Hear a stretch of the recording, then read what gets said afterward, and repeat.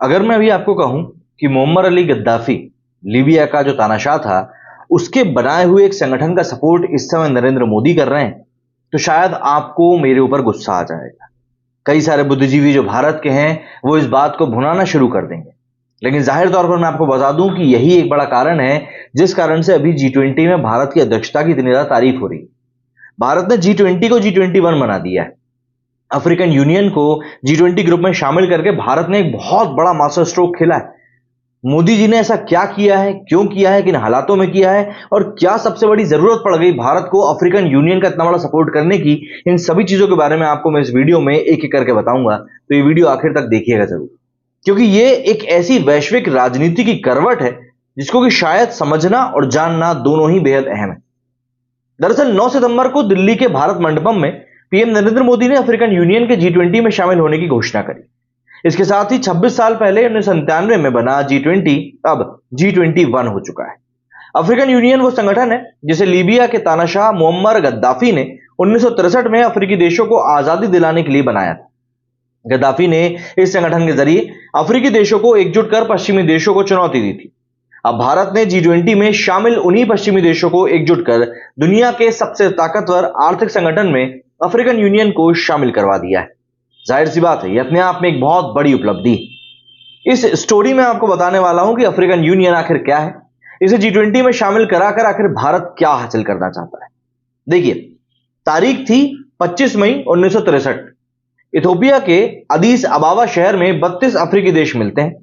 यह वो दौर था जब अफ्रीका के ज्यादातर देशों पर ब्रिटेन और फ्रांस जैसे पश्चिमी देशों का कब्जा हुआ करता था।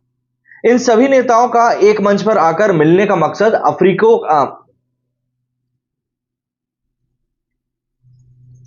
इन सभी देशों का मकसद एक मंच पर आकर मिलने का यह था कि अफ्रीका को पश्चिमी देशों के चंगुल से निकलवाना।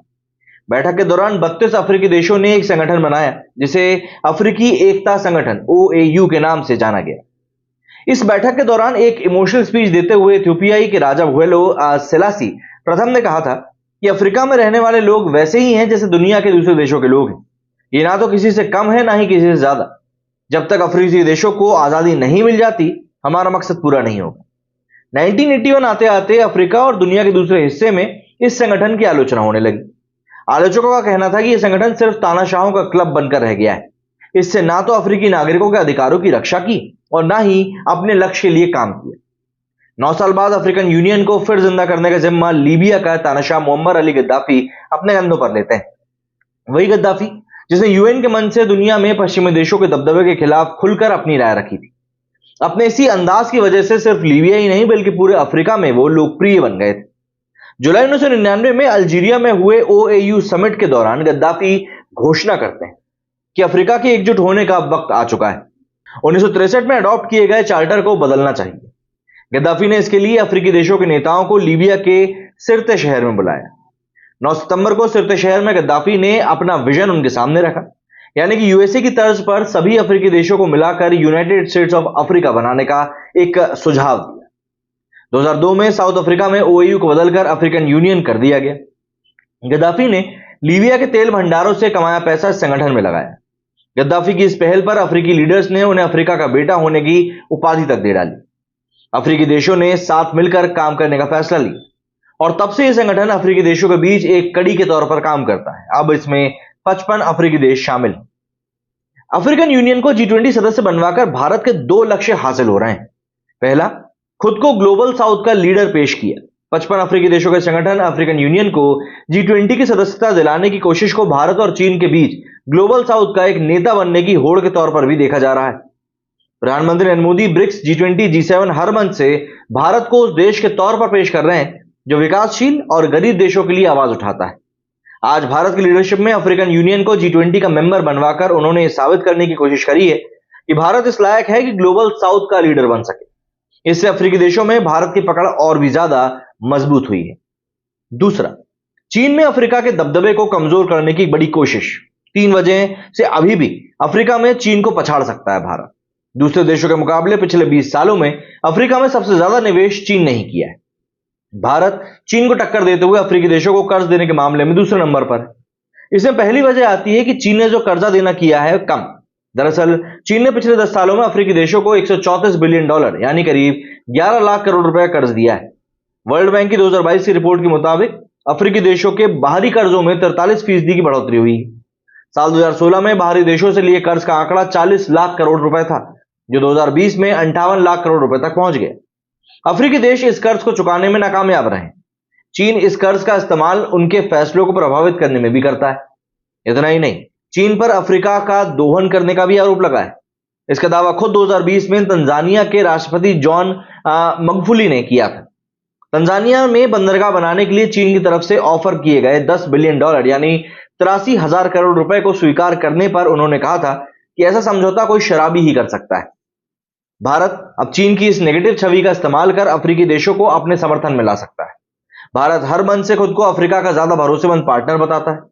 वहीं चीन की अर्थव्यवस्था अब उतनी तेजी से विकास कर नहीं रही। एक रिपोर्ट के मुताबिक 2018 से चीन ने अफ्रीका को कर्जा देना भी कम कर दिया है, जबकि भारतीय कंपनियां अब हर साल अफ्रीका में $170 बिलियन मतलब करीब 14 लाख करोड़ रुपए तक का निवेश करने की तैयारी कर रही हैं। ऐसे में यह भारत के लिए अफ्रीका में पहुंचने का एक बहुत ही सही समय है। दूसरा, कोरोना वायरस। कोरोना वायरस का पूरी दुनिया की इकोनॉमी पर बहुत बुरा असर पड़ा। वर्ल्ड बैंक की रिपोर्ट की अगर हम माने तो अफ्रीकी देशों की अर्थव्यवस्था मात्र 3.1% की रफ्तार से बढ़ रही है। इस बीच जाम्बिया और घाना ने कोरोना महामारी की चपेट में आने के बाद अपने कर्ज का भुगतान ही नहीं किया है। ये देश अपने कर्ज को रीस्ट्रक्चर करने के लिए चीन के साथ बातचीत कर रहे हैं और उसने आईएमएफ से मदद की गुहार भी लगाई। ऐसी कंडीशन में भारत भी चीन का कर्जा चुकाने में इनकी मदद कर सकता है। तीसरा, रूस और यूक्रेन की जंग। फरवरी 2022 में शुरू हुई इस जंग की वजह से पूरी दुनिया की सप्लाई चेन खराब हो चुकी है। इसका सबसे ज्यादा असर अफ्रीकी देशों पर पड़ा है, जो अपना अनाज रूस और यूक्रेन से ही आयात किया करते थे। दरअसल पूरी दुनिया में 80 करोड़ लोग भूखे हैं, इनमें सबसे ज्यादा अफ्रीका में। भारत इस जंग की वजह से अफ्रीका में जरूरी सामान की कमी को पूरा करने के लिए अफ्रीकी महाद्वीप पर अपनी पकड़ को मजबूत करने का काम कर रहा है। अब इसके बाद बारी आती है कि आखिर अफ्रीका में चीन को पछाड़ने के लिए भारत का गेम प्लान क्या हो सकता है। देखिए, सबसे पहला और श्योर शॉट तो गेम प्लान हो सकता है इन्वेस्टमेंट का। अफ्रीका में इन्वेस्ट करने के मामले में भारत चीन के बाद दूसरे नंबर पर आता है।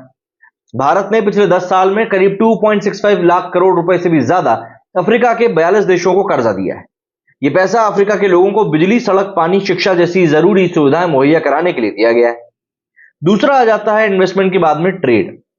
भारत और अफ्रीकी देशों के बीच सोना, कोयला, क्रूड ऑयल और दूसरे खनिजों का व्यापार होता है। पिछले साल दोनों ओर से करीब बिजनेस 8.30 लाख करोड़ रुपए से ज्यादा का रहा। अगले 7 साल में भारत सरकार इसे दुगना करना चाहती, लेकिन यह सब कैसे होगा? इसका जवाब है डिप्लोमेसी। और तीसरा कारण भी हमारा डिप्लोमेसी ही है। भारत ने बीते 9 सालों में 25 नए दूतावास दूसरे देशों में शुरू किए। इनमें से 18 दूतावास तो सिर्फ अफ्रीकी देशों में ही खोले गए। अब तो भारत ने G20 में अफ्रीकी देशों के यूनियन को शामिल भी करवा दिया। इन सब बातों को मिलाकर देखें तो कहीं ना कहीं डिप्लोमेसी के लिहाज से भारत के लिए अफ्रीका बेहद इंपॉर्टेंट है। इसके अलावा अफ्रीका लगभग 30 लाख भारतीय मूल निवासी लोगों का घर भी, जिनमें से 10 लाख से अधिक लोग दक्षिण अफ्रीका में रहते हैं। केन्या, तंजानिया और युगांडा में भी बड़ी संख्या में अप्रवासी भारतीय रहते हैं। इसकी वजह से अफ्रीका और भारत का पीपल टू पीपल कनेक्शन भी अच्छा है। और अब इसी को आधार बनाकर भारत अफ्रीका में चीन को पछाड़ने की तैयारी कर रहा है और मोदी जी एकदम सही दिशा में आगे ही बढ़ रहे हैं। हालांकि भारत के कई सारे नेता, राजनेता इस बात की आलोचना जरूर करेंगे, लेकिन दबे पांव वो भी जानते हैं कि यहां पर भारत वाकई में किंग मेकर बनकर उभर रहा है। मेरे सुनिए फिलहाल उतना ही। जय हिंद, जय भारत।